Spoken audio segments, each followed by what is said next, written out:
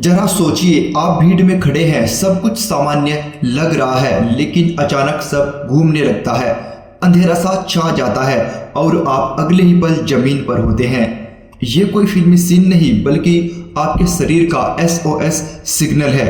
आखिर क्या होता है जब दिमाग अचानक से ऑफलाइन हो जाता है? आइए बेहोशी के इस रहस्यमय सफर को आज हम इंटरेस्टिंग अंदाज में समझें। कभी कभी अचानक आपको ऐसा महसूस होता है सब कुछ घूम रहा है, धुंधलापन छा रहा है और अगले ही पल आप जमीन पर होते हैं। यह अजीबोगरीब घटना बेहोशी कहलाती है। बेहोशी कोई साधारण स्थिति नहीं है, बल्कि यह हमारे शरीर एक खास प्रतिक्रिया होती है। इससे जुड़ी कहानी कभी कभी खतरनाक भी हो सकती है। चलिए बेहोशी के पीछे का विज्ञान समझ लेते हैं। क्या होता है जब शरीर अचानक से शटडाउन मोड में चला जाता है? इसके पीछे का विज्ञान बड़ा ही इंटरेस्टिंग है।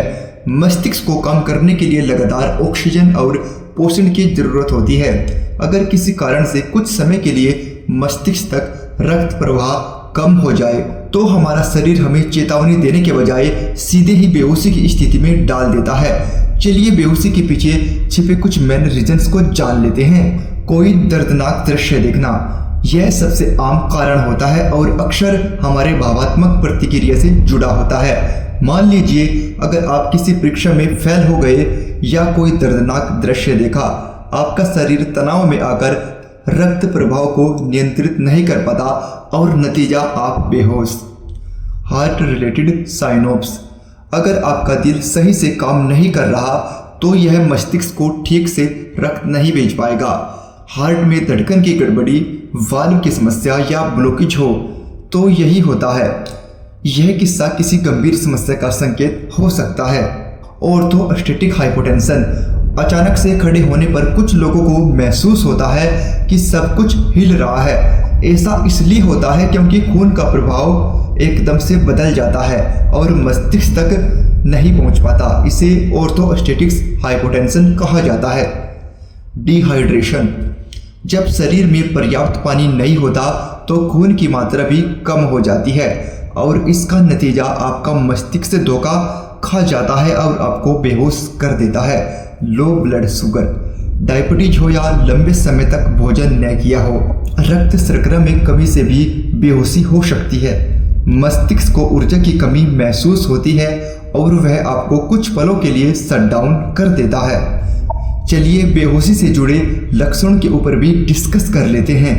बेहोशी से पहले कुछ ट्रेलर्स भी होते हैं। यह संकेत होते हैं कि आपका शरीर आपको बेहोश होने से पहले आगाह करने की कोशिश कर रहा है। चक्कर आना, जैसे आप जमीन छोड़कर हवा में तैर रहे हों।